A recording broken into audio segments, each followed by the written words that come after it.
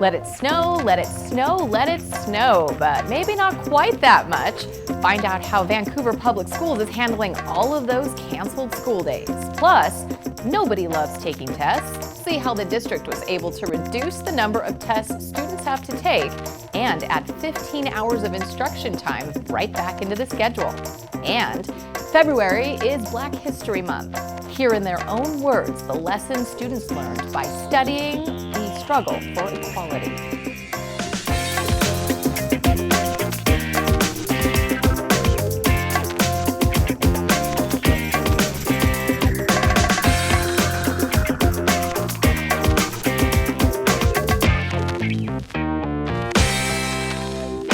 Hello and welcome to Vancouver Public Schools. I'm Coleen Jamison.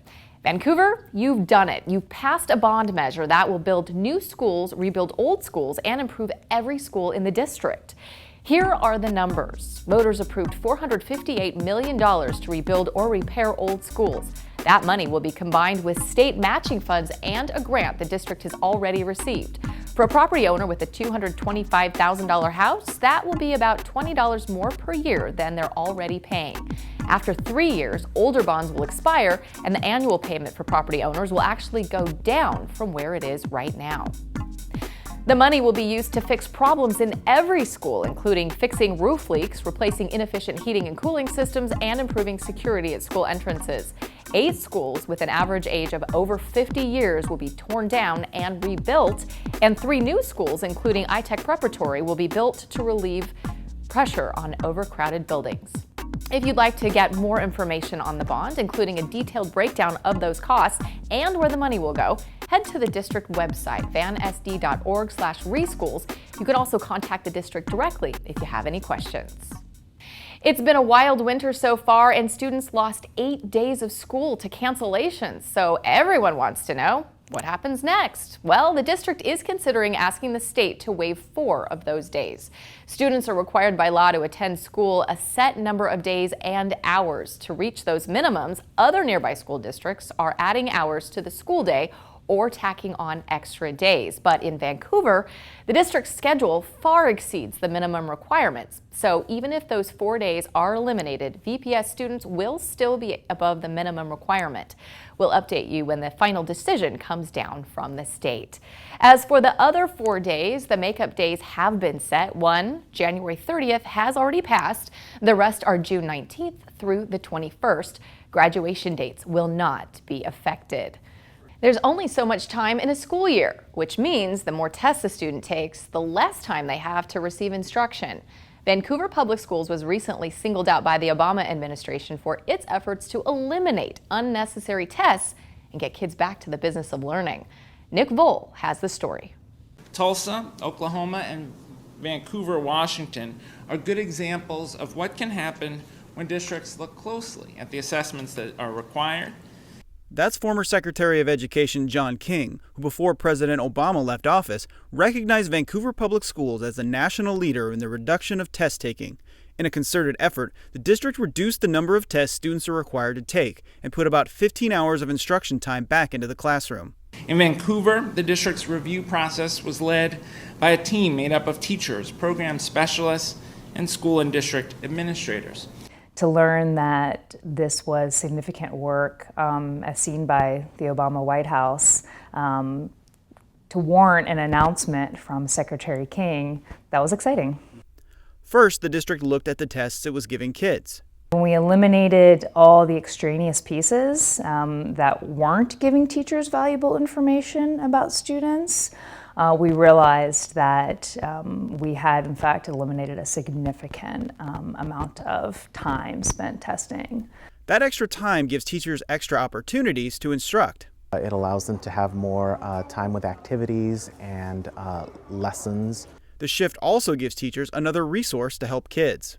It was almost like we're testing students just to test them, but now teachers are being a little bit more intentional in the data that they're using to inform their instruction. That means that the results of the testing that does happen not only lets teachers know where their students are at, but also how they can tailor their instruction to make sure kids understand the material. It really benefits our students as a whole, and that's of course who we're thinking about first and foremost. And getting a shout out from the White House isn't too bad either. I think it's cool. It kind of starts to validate some of the things that are being done within our school district, some of the decisions that are being made. To have that recognition kind of lets us know that we're on the right track. Thanks, Nick. 3 Vancouver teachers passed a test of their own, earning one of education's highest achievements. The women on your screen are all nationally board certified, a rigorous process that includes a lot of work. From left to right, Leslie Roth of Jefferson Middle School, Leslie Good of Sacagawea Elementary, and Jennifer Meljic of Hazeldale Elementary. Congrats to these outstanding teachers. They join the other 83 board-certified teachers currently working in Vancouver Public Schools.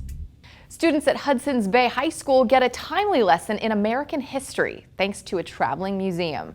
Bay classes took turns touring the Black History 101 exhibits to see how African Americans have helped shape our country.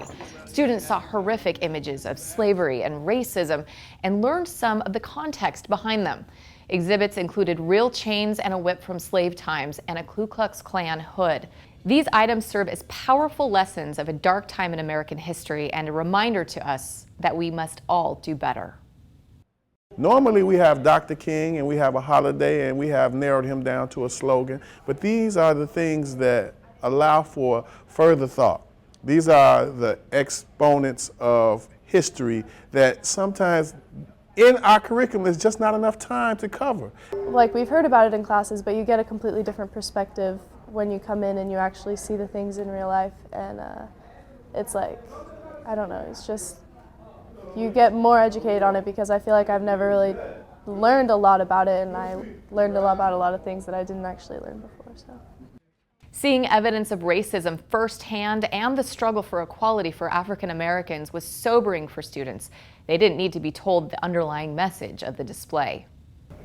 Like treating everyone equally, because we're all the same and we're all human beings and we shouldn't be treated differently than different from others because we're the same. February is Black History Month, and other schools in the district are planning special events as well.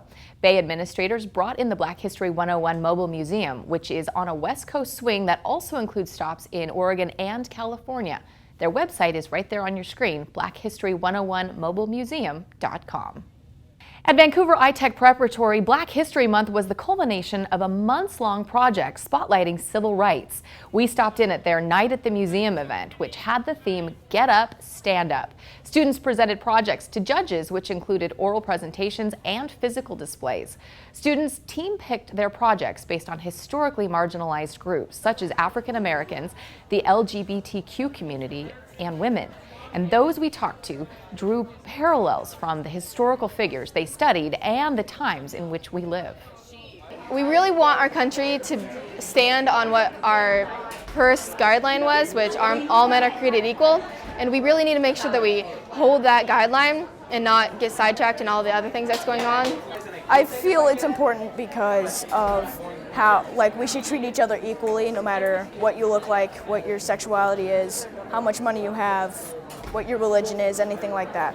For 8th grader Jay, this project was especially personal. Before coming here to iTech, I had been at a school where it wasn't really acceptable to be gay, so I didn't really get to hear much about it or be expressful about it. So being here and being able to do a project like this for a grade, it was just really nice. The Night at the Museum was in keeping with the learning style at iTech, which is project-based. Students do hands-on activities to further their understanding of subjects. In the year 1992, Bill Clinton was elected president. DNA fingerprinting was invented, and the world's biggest mall, the Mall of America in Minnesota, was built. Also in '92, students and staff at Leaser School buried a time capsule. And now, 25 years later, it's been unearthed, and Amanda Richter was there to see what was inside. A mob of excited kids and adults gathers around the flagpole on the Leaser campus. At the base of the pole is a plaque, and below that plaque, a treasure buried back in 1992, a time capsule to be exact. Now, 25 years later, it's time to unscrew the lid and see what's inside. To everyone's surprise, the chamber that once held Leaser's time capsule is now empty. What? That is true. Oh my God! There's nothing. You'd think that the dozens of former and current LESER staff and students would be disappointed. And of course, they are, a little. But the overwhelming feeling in the air is joy. Today was pretty special. Even though there was nothing in the time capsule, it still was really cool. Ingela Martinson is a former LESER student. I don't know, we just had a blast at this school. It was a lot of fun. I have good memories from my elementary years. And while she remembers how fun recess was and being in the classroom, her fondest memories are of her teachers. I believe in good teachers that love kids, and I think it lasts all the way through, and here I am in my 40s and I still talk about the teachers that were here at LESER. The feeling from former and current LESER teachers is mutual. And returning for this reunion of sorts felt like coming home. It really is just the same. This was so much a family school. And like any family, the real treasure isn't the stuff you share, but the people with whom you share it. For now, the mystery of the time capsule lives on, just like the many fond memories of the school. Inside Vancouver Public Schools, I'm Amanda Richter.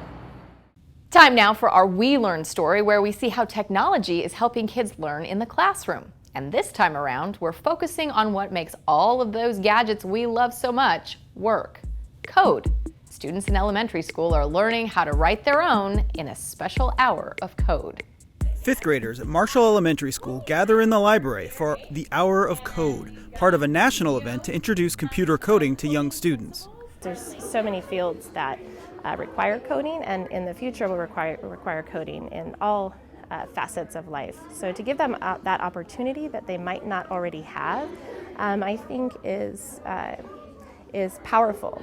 Gail Moore, the school's instructional technology facilitator, sets up the kids with a game on their iPads that requires them to select commands to complete a task.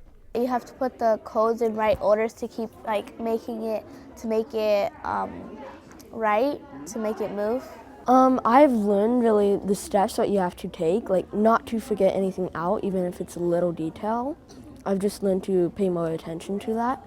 The attention to detail and logic required to successfully code pushes the students. The higher order thinking skills that they use, the commands and mathematical sequences, are things that can benefit them across all subject areas. Because there are lots of ways to solve a problem, students combine logic with creativity. I like coding because it gives me a chance to put down on an iPad what I have going on in my head.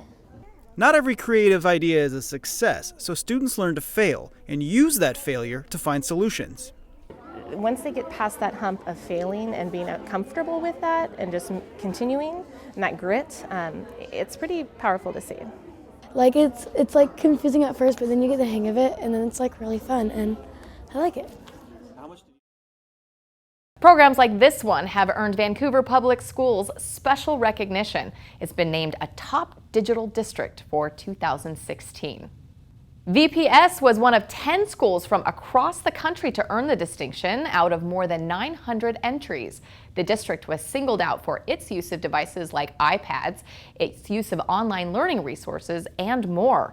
The honor was given by the Learning Council, a research institute that provides information, training, and support for schools on digital content and instruction.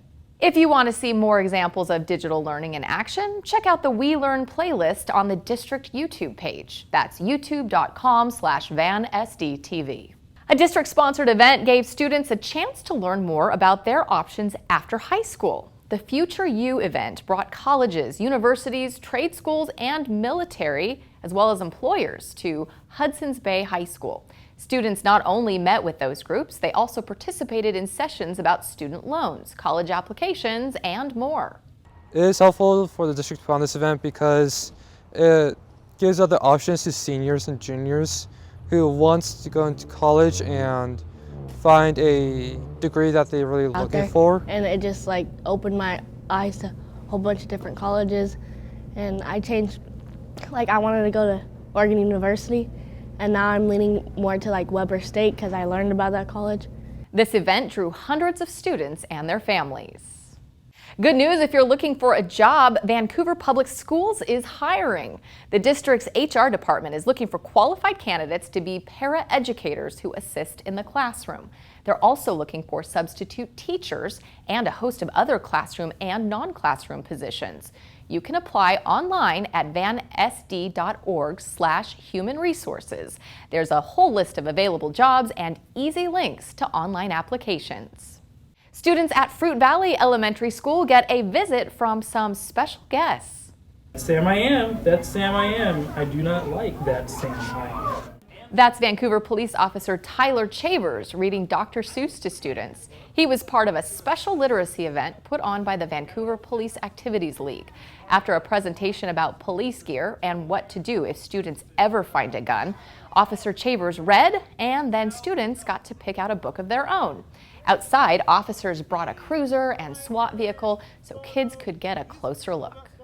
It's a great way to bring cops and kids together to answer questions, to reduce some of the stigmas and the fears and increase the trust that we're fostering in the community. The officer who normally makes these presentations wasn't able to make it, so Officer Chaver got volunteered to do it for the very first time ever. The kids seemed pretty impressed by him and the crew of officers who came along. Well, that's it for us, but remember, you can keep up with the latest from the school district on social media. Look us up on Facebook, Twitter, YouTube, or Instagram. Until next time, I'm Coleen Jamison.